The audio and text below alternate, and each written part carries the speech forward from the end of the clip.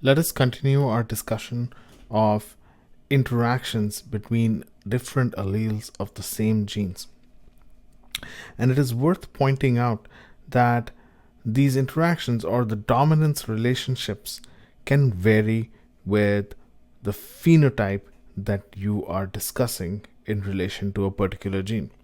For example, the alleles of the globin genes, which the globin genes make proteins that form a complex to make hemoglobin that carries oxygen in our blood. And there are several phenotypes that can result from the different alleles, mutant alleles of the globin genes. One mutant phenotype is anemia, where there is reduced oxygen carrying capacity of red blood cells.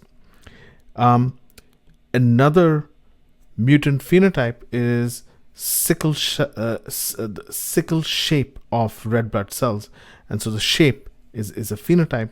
And the third kind of phenotype that you can look at is what kind of protein the globin genes are making.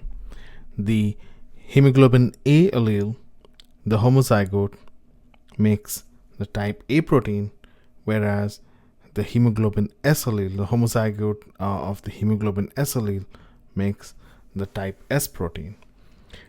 Now, if we focus on the anemia as a phenotype, the A allele, if you are homozygous for the A allele, you do not have anemia.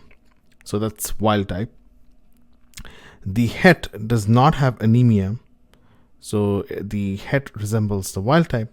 However, if you are hemoglobin S over hemoglobin, then you have anemia, and therefore the hemoglobin S allele is demonstrating complete recessiveness.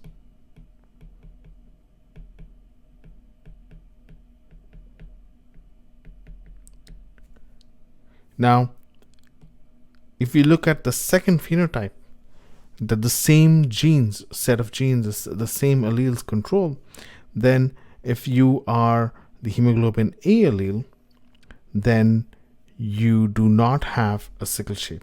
You have a normal shape. If you are a homozygote for the S allele, then you do have a sickle shape. And the het has an intermediate phenotype of a slight sickle shape. So it's not complete dominance or complete recessiveness, but instead it is incomplete dominance, where the heterozygote has a phenotype that is intermediate of the two alleles. Finally, if we look at the third phenotype, which is what kind of protein is present in the red blood cells of these individuals, you have for the homozygote of the hemoglobin A allele, you have the type A protein, and for the homozygote of the S allele, you have the type S protein. But if you are a het, your red blood cells will have both the types of proteins, and therefore this is an example of codominance. To summarize,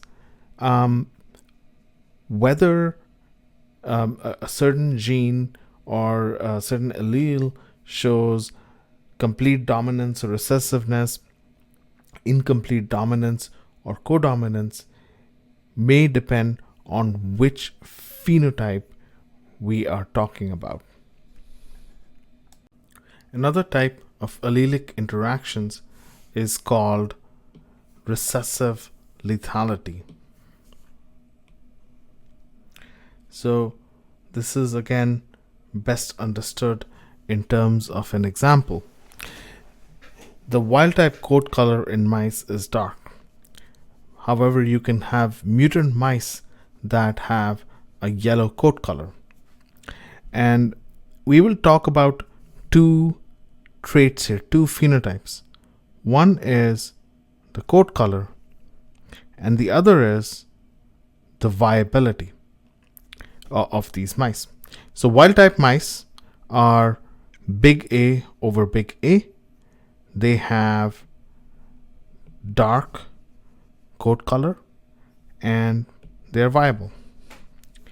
If you are a heterozygote, then you have yellow coat color, meaning the AY allele is dominant and you are viable. However, if you are homozygous for the AY allele, then you would have had a yellow coat color. However, you are not viable. The AY allele, if it is in the homozygous condition, is lethal and these mice die. Now, this has two important consequences. One is that you cannot establish a pure breeding population of yellow mice. So if you are ever if you're ever faced with a situation where it's not possible to establish a pure breeding population of a certain allele, then one thing to suspect would be recessive lethality, where that particular allele is lethal to the individuals in the homozygous condition. Another consequence of this recessive lethality is that the phenotypic ratios come out quite different in regular crosses. So for example, if we do yellow cross to yellow, and this is a monohybrid cross, since you cannot have an AY over AY mouse because they die, yellow cross to yellow means we are crossing two hets. And this monohybrid cross will give, as we know very well, a quarter A over A, a half hets, and a quarter AY over AY. However, these individuals die since AY is lethal in when it is homozygous, and therefore we are left with a 1:2 or 2:1 ratio of yellow is to dark mice, because the hets are yellow and the A homozygotes are dark. And this is quite different from the 3:1 ratio of the dominant is to recessive phenotype that we are used to in monohybrid crosses. Now, if we cross a yellow mouse with a dark mouse, that means we are crossing AY over A, so a het with an individual who's homozygous for the A allele, and so this looks like a test cross. We will get half AY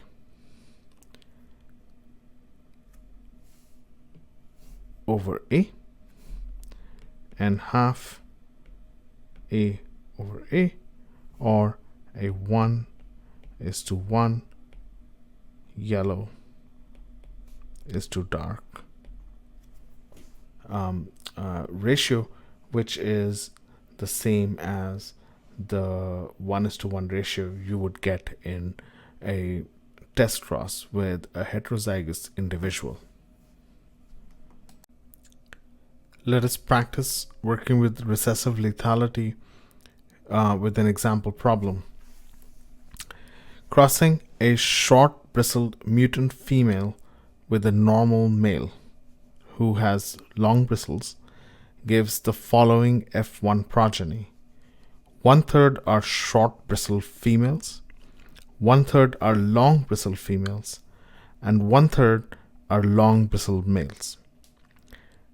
A cross of the F1 long bristled females with their brothers gives only long bristled F2. A cross of the short bristled females with their brothers gives 1/3 short bristled females, 1/3 long bristled females, and 1/3 long bristled males. And we have to determine how this trait is inherited. Now, there are two observations to be made here. One is that we are getting different numbers of females and males, and that suggests that this might be an X-linked trait. The second thing is that we have short bristled females and long bristled females,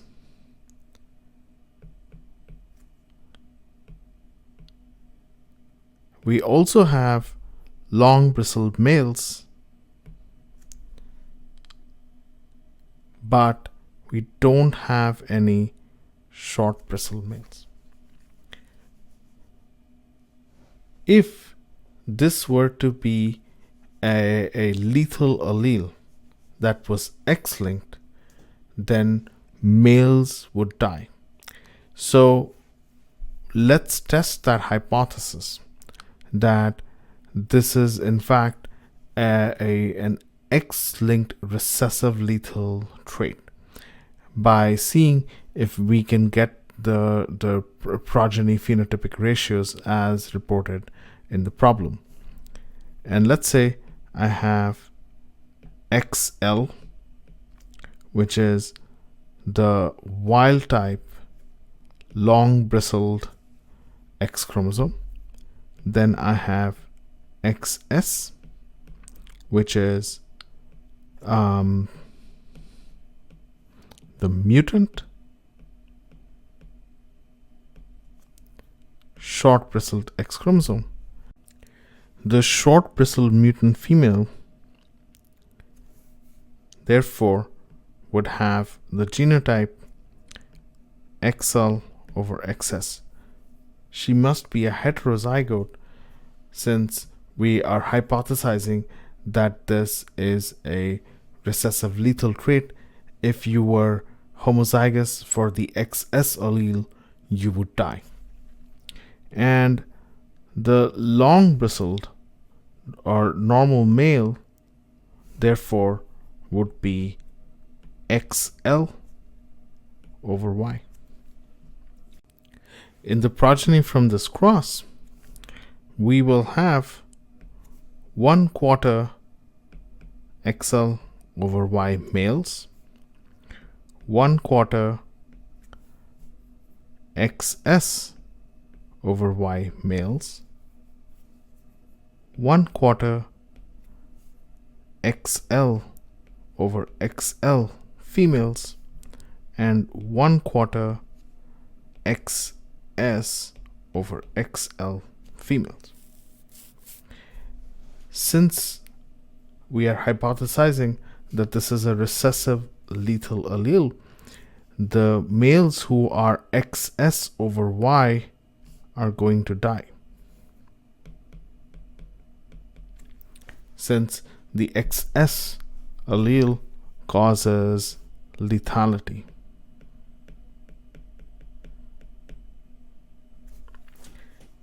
That'll leave us with equal numbers of XL over Y males. So long bristled males, XL over XL females, therefore long bristled females, and XS over XL. And since XS, the short bristles, are dominant, these heads will have short bristles, and therefore we will get an equal number of short bristle females. And this matches precisely what was described to us in the problem: 1/3 short bristle females, 1/3 long bristle females, and 1/3 long bristled males. Therefore, this first cross and the F1, the genotypes and phenotypes of the F1 generation, seem to support our hypothesis that this trait is inherited in an X-linked manner. However, this is also a trait that causes lethality when it is homozygous. So when you are XS over XS, or since it's an X-linked trait, if you are XS over Y. Let's check whether this holds up in the F2 generation as well. But first I'm going to make some space.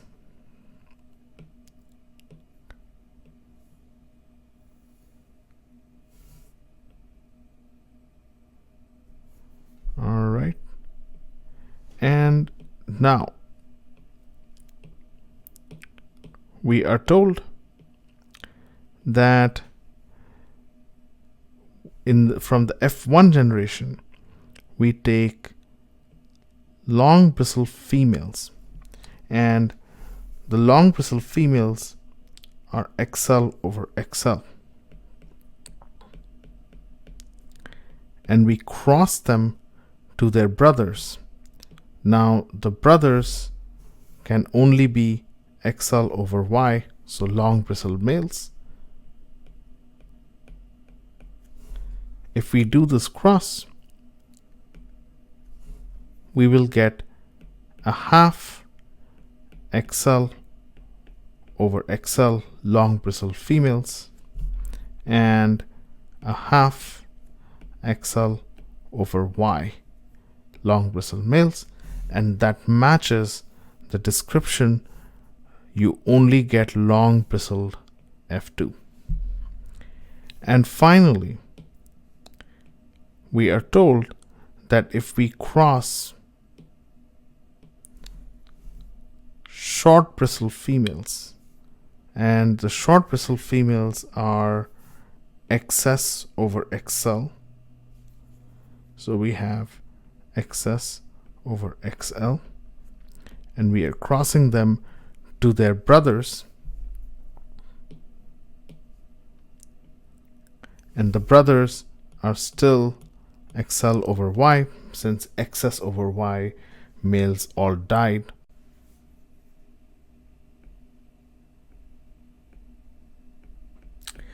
Now, the progeny from this cross will yield a quarter XS over Y males, so short bristle males who will all die, a quarter XS over XL females, so short bristle females, since XS is dominant, and a quarter XL over XL females, long bristle females, and a quarter XL over Y males, so long bristled males. And once again, we will have 1/3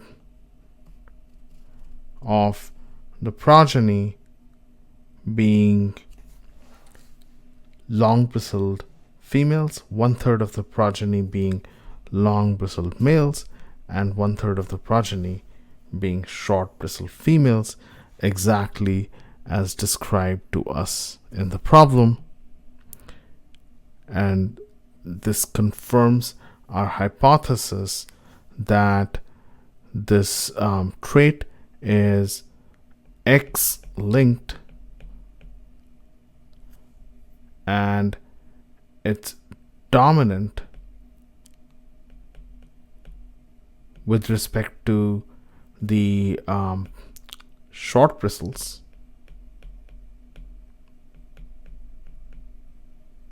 However, it is recessive lethal, which means that if you have a homozygous individual, XS over XS, or since this is X-linked, an XS over Y male, those individuals will die.